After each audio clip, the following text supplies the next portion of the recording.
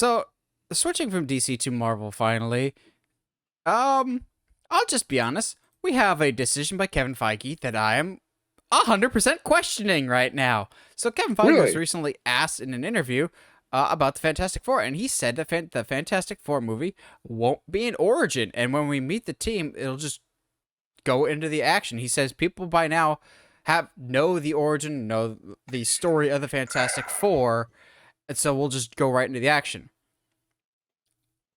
I actually vehemently disagree with this. Of people may remember the Chris Evans and the Michael Chiklis movie.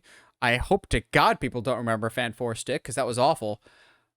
But just because people may know the name Fantastic Four, I don't think the general population is familiar with the Fantastic Four origin like they would be a Superman, a Batman, or a Spider-Man. Those origin stories are more or less modern mythology of your grandmother at least has heard of the origin story. They know how Spider-Man got their powers. They know Batman's parents basically die, and that sparks him to do whatever he does.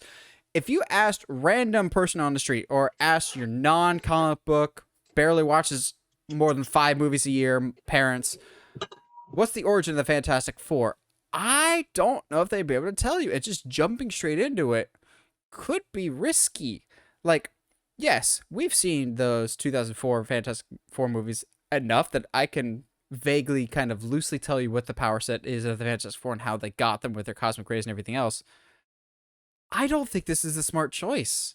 Then again, on the flip side of that, though, in somebody's story pitch for how a Fantastic Four movie could work in the MCU, I didn't treat it as an origin movie either. That being said, I expected them to be introduced in someone else's movie first. And that, from comments that he says, it doesn't sound like that's going to be the case. I think the first time we see the Fantastic Four as a cohesive unit, at least, will be in the Fantastic Four movie. There's some rumors that we'll get some other Fantastic Four members or villains in other projects before Fantastic Four, but this is one that I think an origin would have been helpful, especially to put the MCU stamp on it. What is the MCU's version of the Fantastic Four's origin as opposed to what this version or this version is like?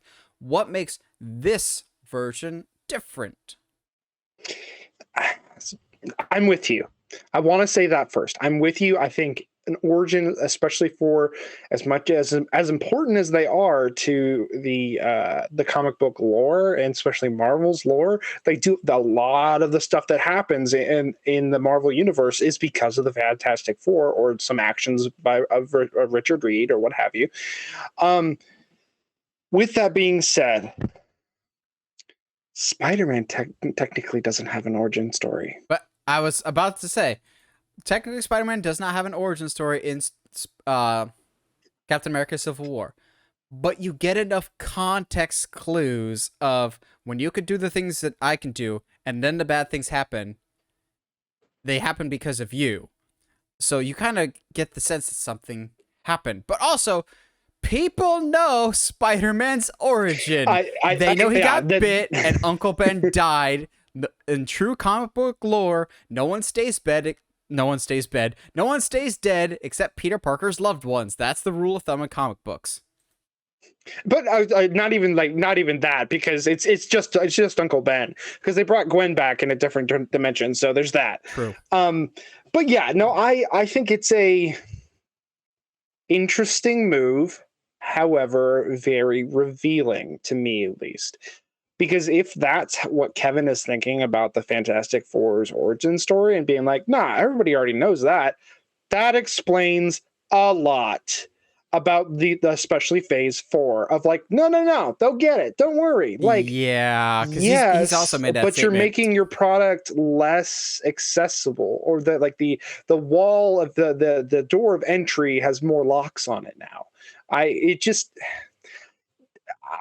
want, as much as you and I, regardless of what they do with the film, as far as like origin story wise, we'll probably end up really liking it. But at the same time, I want to be able to like take my dad or my mom to go see this movie and not be like, okay, but first we have to watch some of these other stuff, or I have to send you a wiki link or whatever. You know what I mean? Like, so it's, I wish, I'm just hoping that the door of entry isn't as big, and it isn't going to be something that ends up steering people away. Because as much as I love comic book movies, I want to be able to share them with people and not just like have to overly explain everything.